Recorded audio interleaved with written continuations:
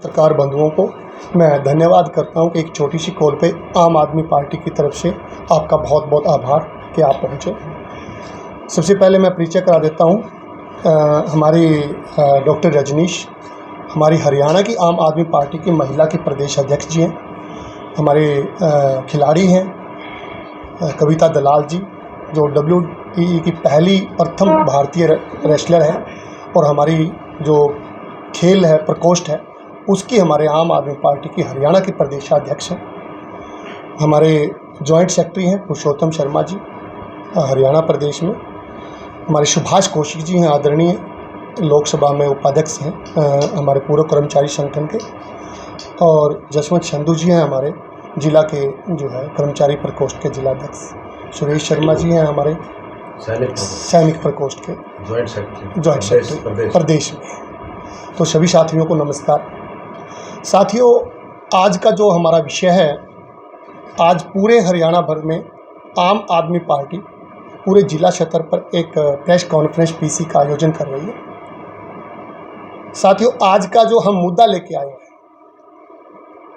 वैसे तो हमारे पार्टी का प्राथमिक जो मुद्दे हैं वो शिक्षा, स्वास्थ्य, बिजली, पानी, लोगों को यातायात की मुहैया कराना सुविधा। बट जो बेरोजगारी का जो हरियाणा के अंदर जो भारतीय जनता पार्टी की 9 साल से सरकार है, और जिसमें पिछले लगभग 3.5 साल 4 साल में JJP की भी हिस्सेदारी है, और JJP के जो नेता हैं उन्होंने कहा था कि हम 75% हरियाणा के युवाओं को रोज़गार का जो अवसर देंगे। बहुत बड़ी बड़ी बातें चुनाव में की थी। आज मेरे पास में जो आंकड़े हैं, हरियाणा में हर तीसरा ग्रेजुएट युवक बेरोजगार है, हर तीसरा। Centre for monitoring Indian economic जो रिपोर्ट है, मेरी रिपोर्ट नहीं है, ये है आपकी centre for monitoring Indian economy के अनुसार प्रत्येक तीसरा स्नातक युवा हरियाणा में बेरोजगार है। अगर कुल संख्या देखें तो 24,80,000 हमारे युवा बेरोजगार सड़कों पर घूम रहे हैं। 24,80,000। अगर इसमें से 19,22,000 बेरोजगार उम्र जो है वो 20 से 24 साल है। 19,22,000 जो युवा स्नातक हैं या उससे ऊपर है, उनकी लगभग 6 लाख जो है बेरोजगार है। अगर हम 10वीं पास को बेरोजगार मान लें तो लगभग मैंने कहा 24,80,000 युवा बेरोजगार की हमारी गिनती है।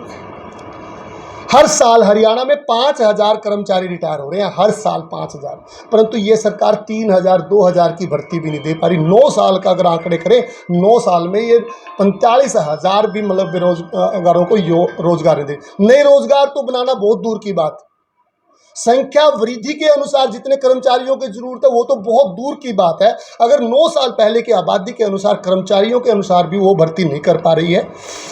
साथियों, में हरियाणा में अगर आबादी के अनुसार वर्कलोड की बात करूं, लगभग हमें 9 लाख कर्मचारी आज होने चाहिए अगर वर्कलोड 9 साल की बात, परंतु आज हमारे पास 3,38,921 कर्मचारी है।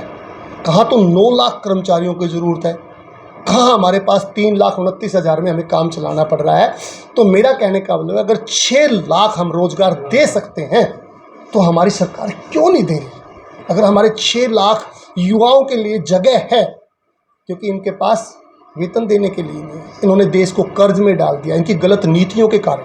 इनके पास कोई ना तो नीति है, क्योंकि इनकी नीयत नहीं है। जिनकी नीयत नहीं होती है और जिनके पास नीति ना हो तो वो देश को कैसे चला सकते हैं? इसलिए देश को इन्होंने गर्त में डाल दिया है। हर साल करीब 5,500 कर्मचारी रिटायर होने के बाद भी उसी संख्या के अनुसार भी रोजगार नहीं दे पा रहे। तो साथियों, मेरा ये कहना है कि अगर हम स्वास्थ्य की बात करें तो हमारे आबादी के हिसाब से 10,000 डॉक्टर चाहिए हमें। अगर मैं स्वास्थ्य की बात करूँ, 10,000 डॉक्टर आबादी के अनुसार चाहिए। अभी प्रदेश में केवल 4,000 डॉक्टर हैं। 6,000 डॉक्टरों की कमी है मेरे प्रदेश में, और जब 6,000 डॉक्टरों की कमी होगी तो स्वास्थ्य के लिए लाइन लग जाती है। एक बीमार व्यक्ति पहले से ही बीमार है, जो उसको 2 घंटे अगर लाइन में खड़े हो जाना पड़े तो आप समझ सकते हो, जो पहले से बीमार है, वो लाइन में है, वो वेटिंग कर रहा है 4 घंटे से 3 घंटे से, पर्ची कटवा के बैठा है। पहले से ही बीमार व्यक्ति तनावग्रस्त हो जाते हैं, दुगना बीमार हो जाता है, क्योंकि डॉक्टर्स नहीं है हमारे पास, क्योंकि हमारी सरकार की नीति नहीं है। नियत नहीं है। तो इसलिए अगर मैं अलग अलग बात करूं, प्रदेश में एमडी के कुल 241 पदों में से 191 पद खाली हैं। 241 में जो एमडी को चाहिए 191 पद खाली हैं। अगर मैं महिला रोग विशेषज्ञ की बात करूं तो 193 में से 98 पद खाली पड़े हैं। अगर मैं इन स्थिति के कुल 231 पदों में से 131 पद खाली है, वहीं सर्जन के 143 में से 68 पद खाली है सर्जन के हमारे। साथियों, अगर ये हरियाणा के मेरे पास आंकड़े हैं तो सरकार के पास भी आंकड़े होंगे, क्योंकि ये मैंने आंकड़े अपने आप नहीं लिए हैं, ये अपने CMIE की रिपोर्ट के अनुसार मैं बोल रहा हूं, जो सरकारी रिपोर्ट है। तो सरकार के पास भी आंकड़े होंगे, खट्टर साहब के पास भी होंगे, दुष्यंत साहब के पास भी होंगे। क्यों नहीं ये इन पोस्टों को भर देते? क्योंकि इनकी नीयत नहीं है, नीयत का क्वेश्चन कर रहा है। अगर अभी अभी आप CET का बहुत बड़ा मामला हुआ था, कॉमन एलिजिबिलिटी टेस्ट, जिसकी बहुत बड़ा मामला था, जिसमें हमारे 3,97,000 युवाओं ने CET की जो है ना वो परीक्षा पास की, 3,57,000 ने, जबकि 3,26,000 युवाओं ने मेन एग्जाम के लिए अप्लाई किया। हम मेन एग्जाम देना चाहते हैं। मैं तो कहता हूं कि पूरे 326 को ही मौका मिलना चाहिए जब उन्होंने CET क्वालिफाई कर लिया मेरे अनुसार। बट मैं दूसरा ये कहता हूं कि अगर हम सेंट्रल पॉलिसी को उठा लें, उसमें क्या है कि जितनी सीट आपने लेनी है उसका 10 गुना तो आप बुला लें, परंतु हरियाणा सरकार ने कहा कि हम 4 गुना बुलाएंगे। भाई, उन बच्चों को आपने एग्जाम लिया है, उन बच्चों ने क्लियर किया है, उनका दोष क्या है कि वो मेन एग्जाम में नहीं बैठ पा रहे? मुझे तो ये समझ में नहीं आ रहा है सरकार का कि क्या कारण है, जिन बच्चों ने CET क्वालिफाई कर लिया है, मेन एग्जाम में आपका बच्चा क्यों नहीं बैठ रहा?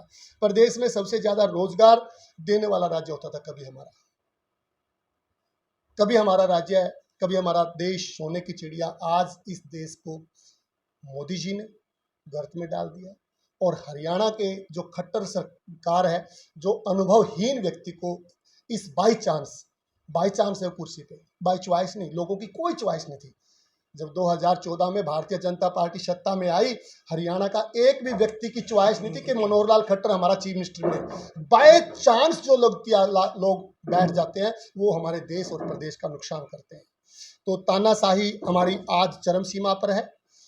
तो मैं तो आज आपके पास अपने जो हरियाणा प्रदेश के हैं वो बेरोजगारी के आंकड़े आपके पास लेकर आया था विद प्रूफ। जो मैंने कहा था कि MEI की जो रिपोर्ट के अनुसार है, उसके अनुसार आंकड़े में आपके पास लेके आया था। हरियाणा को इस सरकार ने बेरोजगारी में नंबर 1 बना दिया है। महंगाई चरम सीमा पे है। शिक्षा उत्तम नहीं है। ठीक है, गवर्नमेंट स्कूल है, पहले से भी है, मैं ये नहीं कह रहा, परंतु हमें गवर्नमेंट स्कूल की केवल भवन में नहीं चाहिए, भवनें नहीं चाहिए। हम तो वो संस्कृति है हमारी तो कि हम पेड़ों के नीचे भी बैठकर पढ़ लेते थे, परंतु शिक्षा जो क्वालिटी गुणात्मक शिक्षा चाहिए वो शिक्षा गवर्नमेंट स्कूलों में नहीं है। जो हमें स्वास्थ्य अच्छा चाहिए वो गवर्नमेंट हॉस्पिटल्स में नहीं है। बिजली जो हमें 24 घंटे चाहिए, 8 घंटे के लिए खट्टर साहब कह रहे हैं ये भी बहुत ज़्यादा दे रहा हूँ। पानी जो चाहिए वो पीने के लिए नहीं है। यातायात की सुविधाएं ये नहीं दे पा रहे, प्राइवेटाइजेशन कर रहा है। तो इन सब के साथ हमने मेन मुद्दा जो आज उठाया है वो युवाओं का उठाया है और बेरोजगारी का उठाया है कि हमारे युवा नौजवान जो है वो बेरोजगार हैं, और बेरोजगार के कारण जो है आज हरियाणा को इन्होंने नशे की ओर धकेल दिया है। मैंने आज ही पढ़ा था कि जींद जिले में केवल 59 जो है एक साल में इन्होंने रेड डाली है, 59 पकड़ी गई है। 59 तो पॉइंट पकड़े हैं, 59 आज का न्यूज में। तो अगर आप 10% भी हम मान ले पकड़े होंगे, इन्होंने 5% भी पकड़े होंगे, तो इसका मतलब कितनी तस्करी हो रही होगी अपने उसमें, नशे की कितना नशा फैल रहा होगा। जींद की बात कर रहा हूँ, हरियाणा में कितना नशा की तरफ। अब पहले आपने एक मूवी आई थी उड़ता पंजाब, आपने देखी होगी, उसके अंदर पहले अकाली दल और बीजेपी की वहाँ पर सरकार थी, उसके बाद कांग्रेस की सरकार थी। आज हमने पंजाब में नशे के जो युवा पकड़ में थे उनको हम कम करने की कोशिश की है। हमने वहाँ नशे को कम करने की पूरा प्रयास है कि हम नशा जो है युवाओं से वहाँ से जीरो कर देंगे, परंतु उसमें समय लगेगा। परंतु 1 साल 3 महीने की हमारी सरकार ने वहाँ पर भी हमने कोशिश की है कि कम से कम युवाओं में ये गलत नशा ना हो, परंतु हरियाणा में प्रचलन बढ़ा है क्योंकि सरकार की नीति नहीं। आज उन्होंने टीम बनानी पड़ रही है, एक्सेप्ट किया है खुद मुख्यमंत्री ने कि नशा बढ़ गया है। अरे मुख्यमंत्री जी, आप 9 साल से क्या कर रहे हैं? यदि युवाओं में नशे की लत बढ़ रही है, नशा बेचा जा रहा है, तो आप 9 साल से क्या कर रहे थे? तो साथियों, हमारा आज का मुद्दा यही था कि हरियाणा को इस सरकार ने इस ठगबंधन की सरकार ने, आप लोग या उसका गठबंधन कहीं, मैं ठगबंधन कहता हूँ, इन्होंने हमारे युवाओं को सभी को जिनके पास थोड़ा बहुत रोजगार था उनको अभी बेरोजगार कर दिया। इन्होंने रोजगार देने के बजाय पीटीआई को सड़कों पर ले आए, कंप्यूटर टीचर्स को हटा दिया, इन्होंने हटाने का काम किया, लगाने का काम। आपकी पार्टी क्या कर रही है? कोई आंदोलन खड़ा करेगी? आज आज का हमारा हर जिले में पीसी है आंकड़ों के साथ, सभी साथियों के पास हमारे बाकायदा आंकड़े हैं और कल हम जो है प्रत्येक जिला स्तर पर हम उपायुक्त महोदय के माध्यम से ज्ञापन सौंपेंगे और उसके बाद हमारा जो प्रोग्राम होगा हम आपको बताएंगे। इशू यही होंगे? इशू हमारा कल का बेरोजगारी का ही है कि युवाओं को रोजगार दिया जाए, हर हाथ को काम दिया जाए, हर शिक्षा दी जाए, स्वास्थ्य दी जाए, मान लो कि हर जो नागरिक का अधिकार है इस देश में संविधान के अनुसार उसके अधिकारों को जो है। प्रधान जी, आपकी पार्टी की जो नीतियां अच्छी हैं, लेकिन लोग आपके साथ क्यों नहीं जुड़ पा रहे? हमारी पार्टी का स्थापना जो है 2012 में हुई। सबसे कम समय में हमारी पार्टी राष्ट्रीय पार्टी बनी। यदि लोग नहीं जुड़ते, हमें लोग वोट नहीं देते, तो सबसे कम समय में राष्ट्रीय पार्टी बनने वाली पहली पार्टी है जो ग्राउंड लेवल पे पार्टी बनी। इससे पहले पार्टियां बनी, पार्टी से पार्टी बनी टूट कर। हरियाणा की बात कर रहे हैं, हरियाणा में क्यों नहीं जुड़ा? आप हरियाणा में 2024 में जैसे दिल्ली और पंजाब में हुआ वही देखेंगे। आप लोग देखेंगे कि 2024 में हम पूर्ण बहुमत के साथ सरकार बनाएंगे। लोग जुड़ेंगे, लोग वोट देंगे तभी तो बनाएंगे ना। पूरा का पूरा लोगों का सहयोग है हमारे, बट लोग अभी थोड़ा समय है, वेट कर रहे हैं। अभी से हमारे मैं कहता हूँ अपने जिले सत्र की अगर बात करूँ, जो विधायक लेवल के चुनाव लड़ने वाले बहुत से जो अच्छे लोग हैं दूसरी पार्टियों में, वो कोशिश कर रहे हैं हमारे पास। अभी से शुरुआत हो गई है कि आने वाला समय जो है वो आम आदमी का होगा और आम आदमी पार्टी का। तो किसी भी साथी का कोई क्वेश्चन हो तो हमारी महिला प्रदेश अध्यक्ष है डॉक्टर रजनीश जी।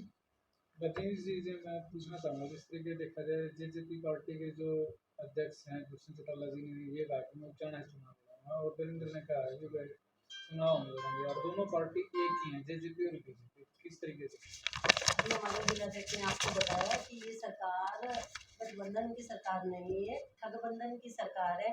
ये लोग आपस में ही सिर्फ और सिर्फ अपने राजनीतिक लाभ के लिए इन्होंने ये जो बीजेपी को शामिल हुए थे दुष्यंत चौटाला, क्योंकि जो जनता ने इनको वोट दिया था वो बीजेपी के खिलाफ दिया था। जनता कहीं नहीं चाहती थी कि ये बीजेपी का समर्थन करे, लेकिन इन्होंने जनता के साथ धोखा किया और धोखा करके इन्होंने बीजेपी के साथ गठबंधन करके अपने राजनीतिक लाभ के लिए सरकार बनाई और आज वही सामने आ रहा है। ये कहीं से एक नहीं थे, ये सिर्फ अपने राजनीतिक लाभ के लिए कर रहे थे और आज जनता इस चीज को बहुत अच्छे से देख रही है।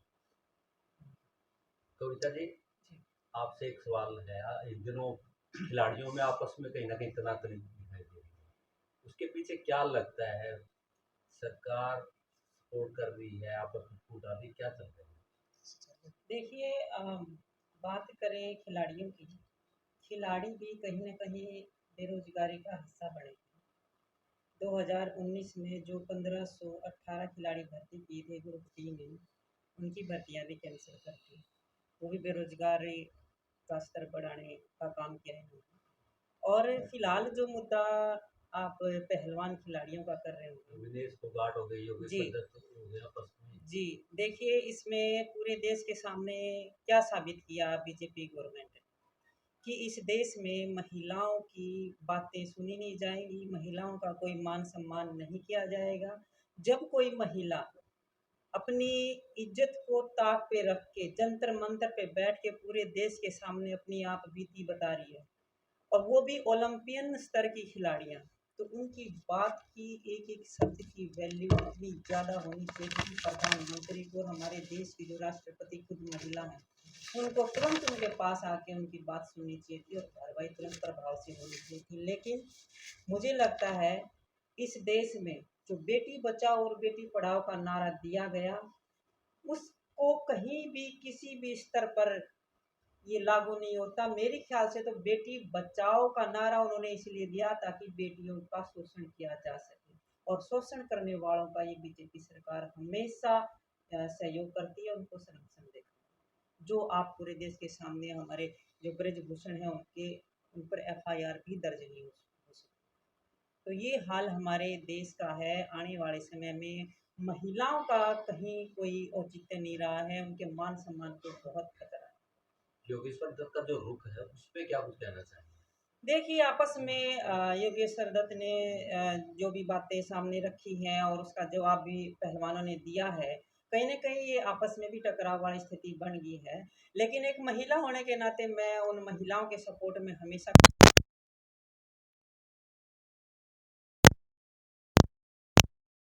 में नहीं, ये हर सेक्टर में ये महिलाएं इसका सामना करती हैं।